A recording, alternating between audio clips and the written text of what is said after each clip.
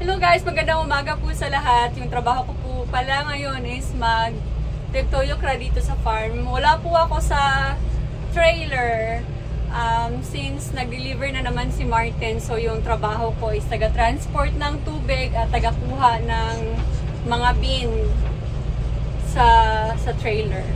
So ayan. Yan po yung dala ko ngayon. Ay, dinahandahan ko lang po talaga yung paglakaw na ako, diba? Kay tagilid, may problema kasi yung tray, yung pallet namin, I mean yung water tank.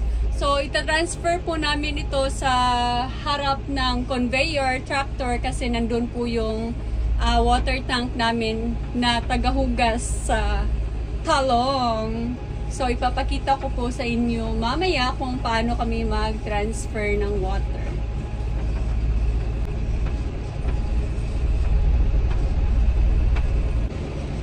Oh my God, tumatagilid na yung water tank.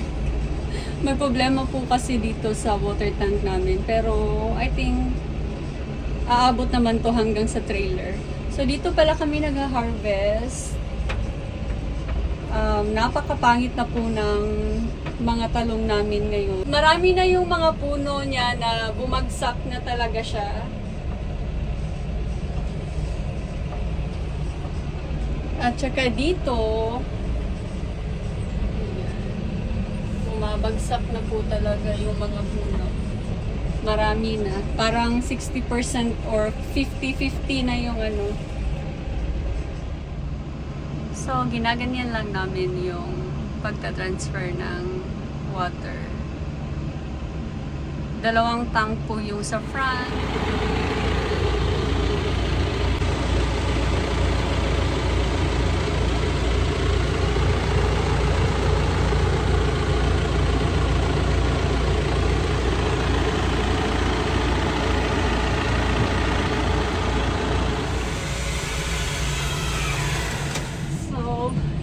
Tapos na po akong, so mag-atras na po ani the whole road here.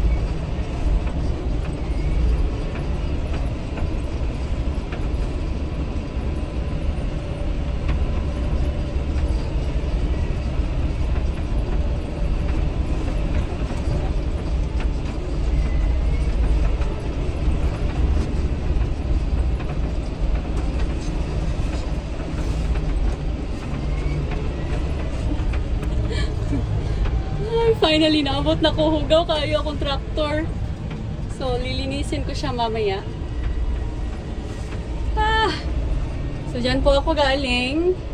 And, lalagyan ko po ito ulit ng tubig para mamaya, kung kailangan nila ng tubig, so, ready na siya. Ita-transport ko na lang papunta sa trailer. So, dito ako nagpapatubig. Nilalagyan ko po ito ng tubig dito. Ayan. So, ayan. Nagpapatubig na po ako niyan. Dito ako kumukuha ng tubig. It's a deep well po yung tubig namin dito. And, wala akong trabaho karon. So guys, sadalhan ko na sila ng tubig. Kukunin ko naman ngayon yung isang karton ng eggplant para may place po sila sa trailer kasi hindi ganun kalaki yung space namin doon. Kaya from time to time, kinukuha po talaga namin yung mga boxes na puno na siya sa eggplant para magkaroon sila ng space.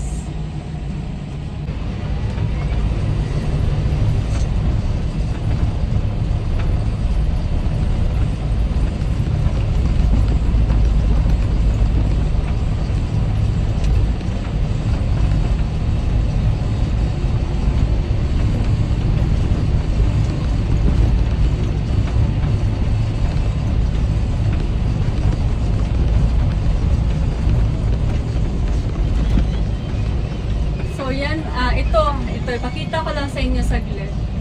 Ito yung kukunin natin na bin. Isang box.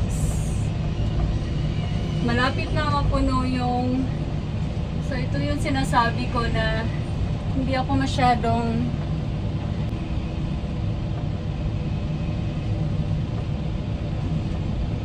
Tinatansya ko lang po talaga ito.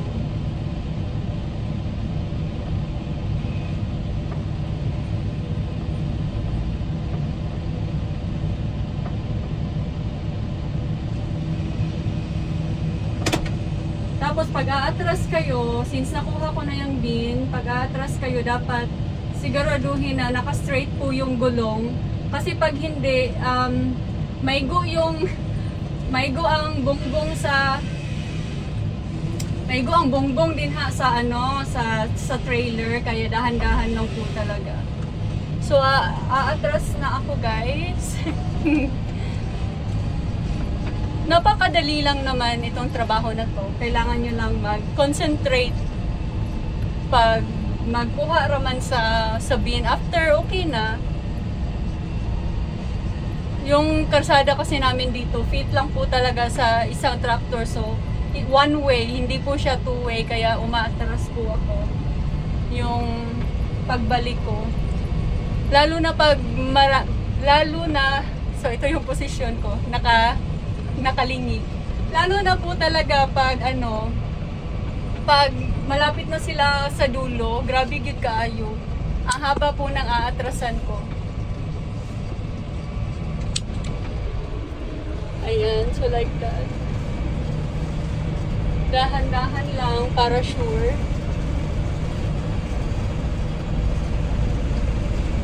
Dati hindi ko po talaga ma-straight, ma-one shot yung pag-aatras ko kay mahadlo ko, nagsizigzag yung agi na ko. Pero karon medyo nasanay na din kasi sa snow removal, paatras po yung trabaho namin. Sanayan lang po talaga. So nandito na ako sa dulo. Mag-slow down tayo. Ayan. So, manana lang siya kadali. Ilalagay ko